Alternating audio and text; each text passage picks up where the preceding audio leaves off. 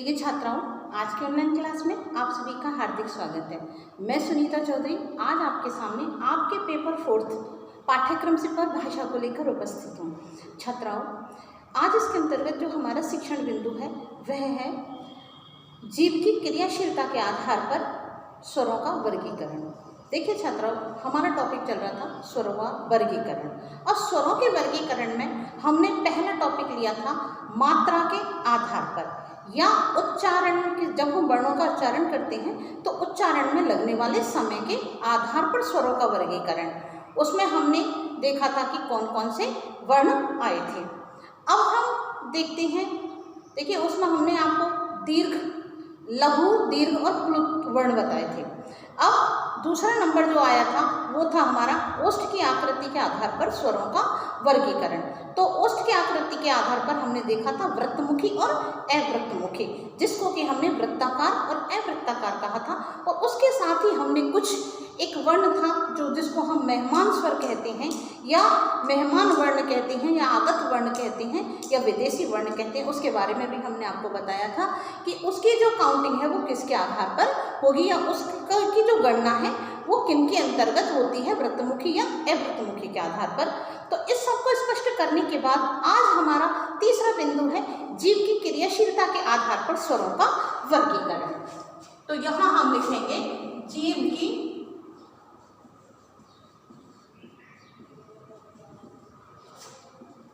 क्रियाशीलता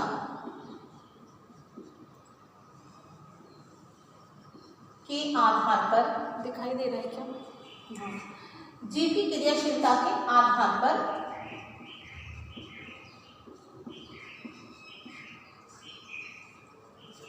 स्वरों का वर्गीकरण।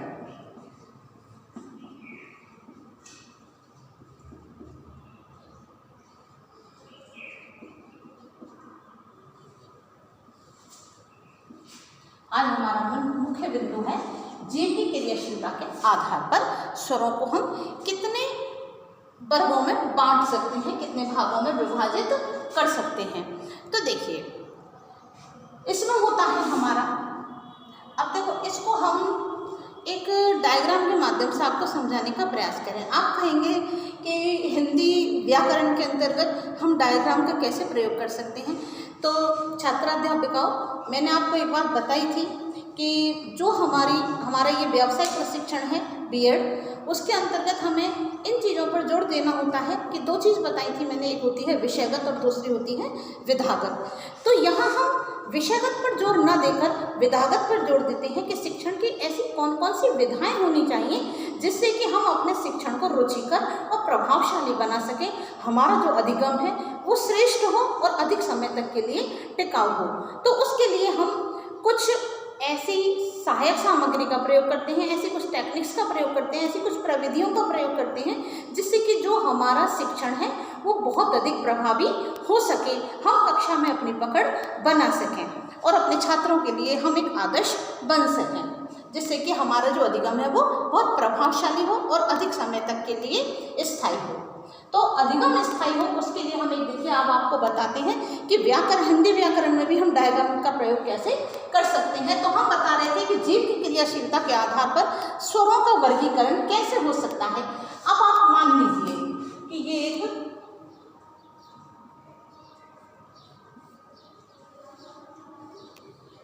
ये आप समझ लीजिए कि एक आपका पेड़ है जिसको बोलते हैं ट्री।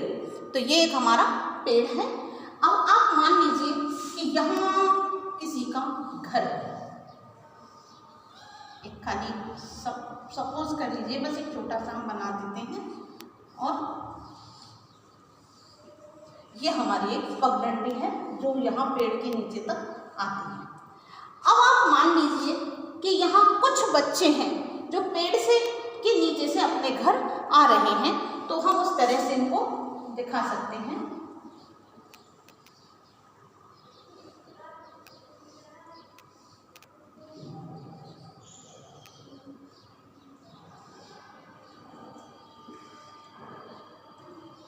मैं बहुत अच्छी चित्रकार तो नहीं हूँ, लेकिन आपको समझाने का प्रयास करती हूँ। ये मान लीजिए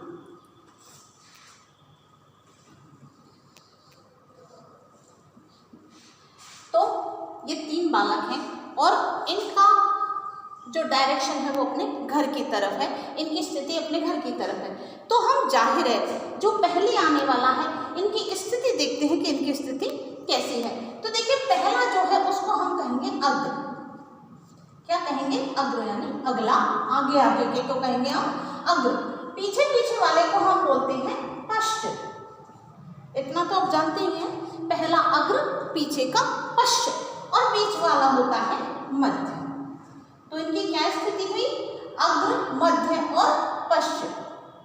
देखिए इसी के आधार पर जब हमारी जीभ, मैंने आपको बताया था कि कुछ वर्ण हिंदी वर्णमाला में जो कुछ स्वर होते हैं वो कैसे होते हैं, कैसे लेकर मैं तक के जो वर्ण होते हैं उनको हम स्पर्शी वर्ण बोलते हैं या स्पर्शी व्यंजन बोलते हैं। तो देखिए क्यों बोलते हैं? क्योंकि जब हम उनका उच्चारण करते हैं तो हमारी जो जबान है वो हमारे मुख के अंतर्गत, अब जबान नहीं सही, हमारे मुख के अंदर जो भी अवयव हैं, वाक अवयव हैं, वो कहीं ना कहीं हमारी वो जो आवाज़ निकलती है वो कहीं ना किसी से टकराती है। हमारे अन्य जो अवयव हैं मुंह के अंदर, जैसे कि कंठ है, तालु है, जीभ है, दांत है, मसूड़े हैं, तो मूर्धा है, इनसे जब वो टकराती है तो उन्हीं के आधार पर उनका नामकरण होता है।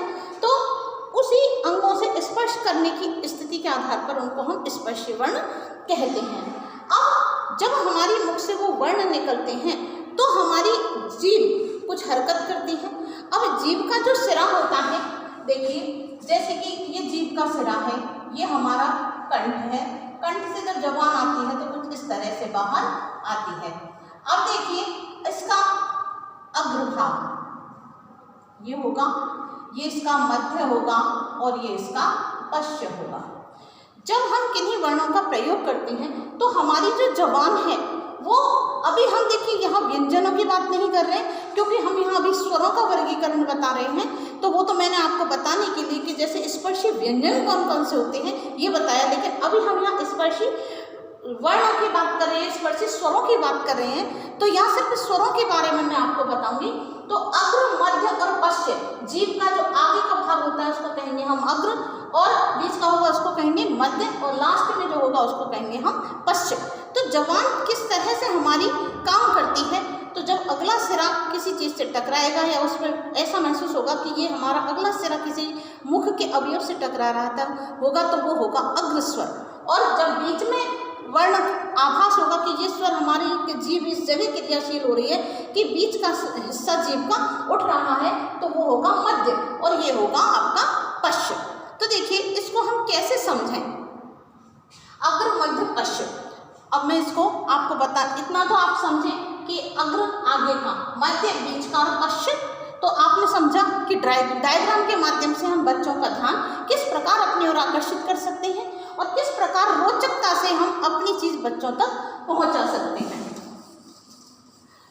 तो देखिए मैं अभी आपको बताती हूँ कि अग्र स्वर कौन कौन से होते हैं, मध्य कौन कौन से होते हैं और पश्च कौन कौन से होते हैं। 8 मिनट हुई अभी। हाँ जी, तो देखिए सबसे पहले हम देखते हैं अग्र स्वर।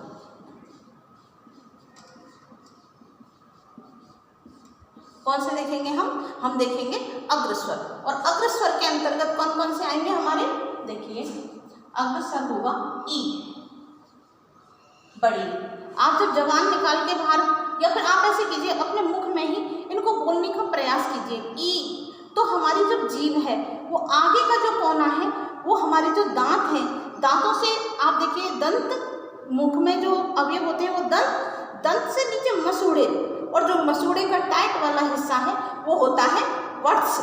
तो देखिए अब हमारी जो जबान है ई बोलने पर दांतों के पीछे सट जाती है, इसलिए वो है अगला कोना जो टकरा रहा है तो वो होगा अग्रस्वर। और अग्रस्वर की श्रेणी में कौन कौन सी चीजें आएंगी, ई, ए, आई और रेश। ठीक है, ये कितने वर्ण हुए, ये हुए हमारे 5। तो अग्रस्वर कितने हुए, 5। दूसरा आता है हमारा मध्य स्वर। मध्य स्वर में सिर्फ हमारा एक स्वर आता है, वो है आ। देखिए रटने की आवश्यकता नहीं है, अगर आप प्रैक्टिकल होके इन चीज़ों को पढ़ोगे और इन्हें बोलकर उच्चारण करके आप खुद जब देखोगे कि हमारी जबान किस जगह स्थायी होती है, तो आप स्वयं निर्धारित कर सकोगे कि कौन सा वर्ण कहाँ से निकल रहा है। तो जहाँ से वो वर्ण निकलता है उसी के आधार पर उस स्वर का नामकरण होगा। तो हमारा मध्य स्वर हुआ आ। अब आती है हमारी बात पश्य स्वर की। तो पश्य स्वर कौन कौन से हुए, अब देख लीजिए। हमारे 11 स्वर थे, 11 स्वर में से कौन कौन से आ गए, उनके अलावा जो है वो हमारे पश्य स्वर होंगे, तो याद करने में भी आसानी होगी। तो पश्य स्वर होगा हमारा ए। आ यहाँ आ गया, ई ऊपर आ गया, देखिए ए आ, ई। अब कौन सा आया, ओ ऊ, ए आई। तो फिर कौन सा रहा, ओ और औ। देखिए इससे क्या है, याद करने में भी आसानी रहती है कि बस एक चीज याद कर लीजिए। वो आपको याद करने का भी एक तरीका समझ में आएगा कि बस मध्य स्वर को याद कर लीजिए कि मध्य स्वर क्या है, आ। अब इसी से आपके सारे स्वर क्लियर हो जाएंगे। जैसे आ के बाद आप नीचे उतर आइए, आ के बाद ए, फिर ए के बाद आ के बाद ई, ऊ, ए ऐ, ओ और लास्ट में ऋषि। तो ये हुई हमारी जीभ की क्रियाशीलता के आधार पर स्वरों की स्थिति या स्वरों का वर्गीकरण कि हमारे स्वर कौन कौन सी जगह से बोले जा सकते हैं। तो ये संख्या में हुआ 1 और ये संख्या में हुए 5। अब कोई अगर आपसे पूछता है या प्रश्न में एक प्रश्न पत्र में प्रश्न आता है कि स्वरों के वर्गीकरण जीभ की क्रियाशीलता के आधार पर कितने होते हैं, तो हमारे स्वरों के वर्गीकरण जीभ की क्रियाशीलता के आधार पर 3 होते हैं। कौन कौन से होते हैं, अग्रस्वर, मध्य स्वर और पश्य स्वर। अग्रस्वर में कितने वर्ण आएंगे, तो अग्रस्वर में जो स्वर वर्ण है वो आएंगे 5, ई, ए, ऐ और ऋषि। और मध्य स्वर में अकेला एक वर्ण आता है, वो आता आ। और पश्य स्वर में ए, ऊ और ओ और औ। तो आपने देखे, सॉरी एक गलती हो गई, ए यहाँ सिर्फ ए आएगा और ये यहाँ आ आएगा। तो मध्य स्वर ए होता है, आ नहीं होता, ए होता है, आ नहीं होता। तो जब हमें एक चीज याद हो जाती है कि हमारा मध्य स्वर क्या है, ए है, तो एस के आधार पर अब हम इनकी स्थिति क्लियर करेंगे। ए आ, ई, ऊ, ए ऐ, ओ औ और ऋषि। तो ये स्थिति हुई एक, बस इतना सा अंतर आप कर लीजिए ए का। मानव स्वभाव है, गलती हो जाती है, इसलिए थोड़ा ध्यान रखिए। हाँ जी, तो अब आपने देखा कि जीभ की क्रियाशीलता के आधार पर हमारे 3 प्रकार हुए और 3 प्रकार के अंतर्गत हमारे कौन कौन से वर्ण हुए। आशा करती हूँ कि आपको समझ में आया होगा। अगले बिंदु के लिए आपको अगली वीडियो का इंतजार करना होगा, क्योंकि वीडियो लंबी हो जाती है और लोड नहीं हो पाती। तो आज के लिए बस इतना ही, फिर अगली वीडियो में आपके साथ नए टॉपिक के साथ मुलाकात होगी। तब तक के लिए धन्यवाद।